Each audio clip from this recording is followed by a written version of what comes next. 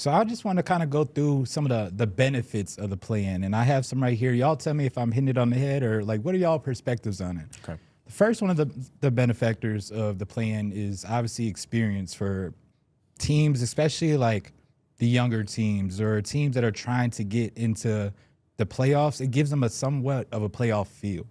No, I think you that's right. I'm thinking about OKC was that 3 years ago at this point. We're a play-in team and, got to be in that one game elimination, and it felt like, I'm assuming, what it would feel like eventually once you're in a high-stakes playoff game. So that's a win, even if it feels like a lot of the teams that end up making the play-in are veteran teams instead of the younger teams. I guess this year is different, but I win. Yeah, I think that's right. Yeah, I agree. I think it's definitely something that a team like Charlotte will benefit from. Next year, we may see like the Jazz benefit from it. So like these young teams, when they do take that extra step, that next step is probably going to the play-in and playing against probably a veteran team that maybe not playing that good that season. And then all of a sudden you're in a tough win or lose or go home game. So yeah, it's a taste of what it will be like in a playoff series. My question to you, to flip it, would be, is it more beneficial to get that experience or to get a lottery pick? I think that's a question too. I think it goes into the stepping stones, as you can kind of see for like the Blazers. It gets to a certain point where I think your team might be a little bit past it. Like they might value what they gain from potentially getting into the playoffs than what they get from that pick. Yeah, me too, because I want them to make the playoffs so I can get the pick. Yeah. That's what made me ask. A Blazer fan was like, is it worth it for us? Just losing 5 in the first round or something like that. Yeah, he was saying that would be a stretch even, to think that they could, No, I think it could be beneficial because that is one of the younger teams. Of course, they got Drew Holiday, Jeremy Grant and stuff, but like between Klingon and Denny and Shane Sharp, who's finally back and playing minutes, and Scoot Henderson, I think it will be beneficial because at least in their mind, next year they're a real playoff team. So to get just a 4-game experience would be really important. That also is a question for like the Golden State Warriors, who have their own pick right now. Is like, I was reading that people feel like they're going to lose on purpose. Like, I think said Steph Curry's on a minutes restriction. Yeah, that was the main indicator. That like, yeah, they don't really want. They kind of was default in this situation because the rest of the teams are just so bad. Yeah, but they was also so bad too. Like not enough. Yeah, just not enough. Yeah, no, it would be interesting to have the 11th pick, the Jimmy Butler contract, the extra 2 picks that you could throw in. Like, oh, that's an interesting time to maybe go get a bigger name. And who knows if you get really lucky and that jump up to top 4?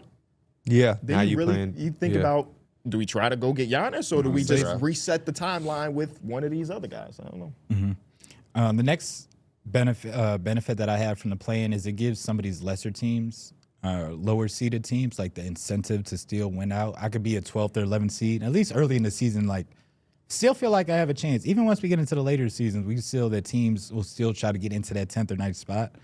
In the grand scheme of thing, that is a positive for the NBA, that we will have teams that are the 11th seed still competing down the stretch. But as a fan of a team that was doing this, I think it's more of a negative than a positive, because you always in the back of the mind feel like just getting in the playoffs is success, or it's just a stepping stone to maybe making some things happen. So I could see both sides of it, but ultimately I'll probably lean to like, if I'm the 10th seed, other than the Charlotte Hornets, who like really was like one of the best teams in the league the second half of the season, I'd rather just be a lottery team. Yeah, I don't think it's really that beneficial for certain teams. It really depends on the team and if they had a pick. If they don't have a pick, then they might as well go out there and try to compete. Clippers go compete, right? Yeah, I think it's beneficial for those exact teams like the Clippers. Maybe a veteran team, maybe a team that had a injury that maybe held you back. Or a team that just already had some type of direction. 76ers always kind of benefit from it, though obviously Joel Embiid just had the appendix surgery and different things. Like, it keeps the door open for some of those teams. That was the next point I was going to get to, is that teams with injuries, it kind of gives them a little bit of leverage. If my star player misses half the season, we still have a chance if he can come back in the second half and we can get some momentum. Yeah, I feel that. And then lastly, I kind of want to touch into is just like how different is like the play-in from an actual playoffs. I feel like there is the experience there, but even from a coaching perspective, if I'm going into a game 7, which is their single game elimination, I've seen this team multiple times, and not just regular season, but playoffs too, of what they can kind of have in their back pocket. From a play-in, it's really like it's one game. Yeah. Right? You can throw whatever in it. Yeah, no, that's why we're going to do like some previews and give predictions for tonight's games and stuff. But with it being just a one-game elimination, you're kind of just doing that for fun because literally anything can happen in a one-game elimination.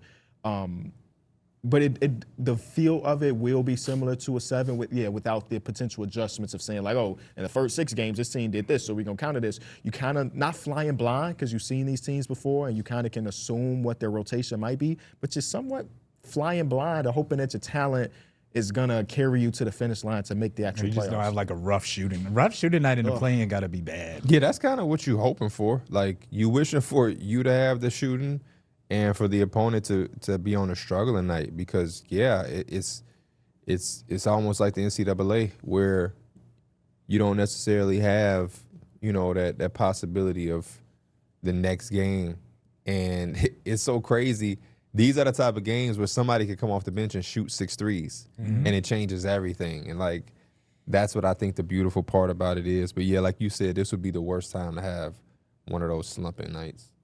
Yeah, I agree. Somebody might be Max Strus against the Bulls. Right, yeah, exactly. Yeah. Exactly.